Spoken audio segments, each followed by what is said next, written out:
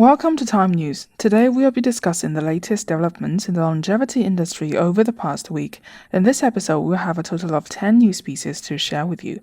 First, let's get started with biological clock. The study explores age acceleration patterns and entropy in relation to dolichol as a potential aging biomarker.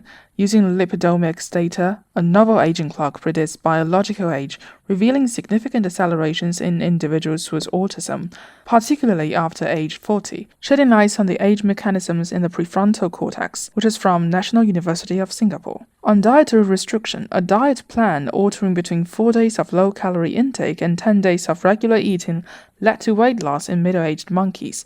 This approach, which also changed their blood chemistry and gut bacteria, could offer a more manageable way to promote healthy aging in humans, which is published in Nature Communications and done by the National Institute on Aging, US. When it comes to NAD, in MPJ aging, researchers from Northumbria University developed a Nuchido TIME supplement, targeting multiple points in the NAD salvage pathway, increased NAD plus concentration in whole blood. This was associated with reduced inflammation and improved markers of healthy aging. In Mayo Clinic proceedings, a study explored tissue aging using body composition from medical imaging.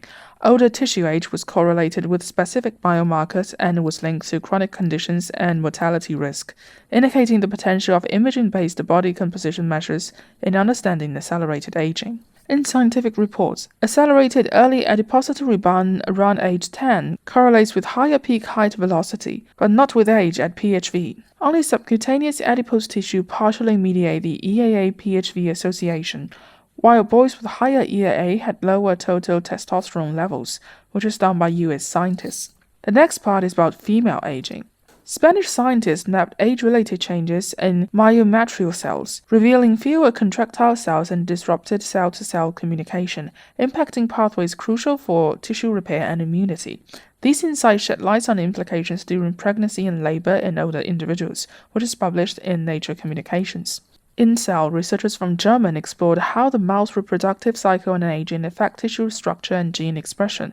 Fibroblasts were identified as central in orchestrating organ remodeling, with implication for age-related fibrosis and inflammation.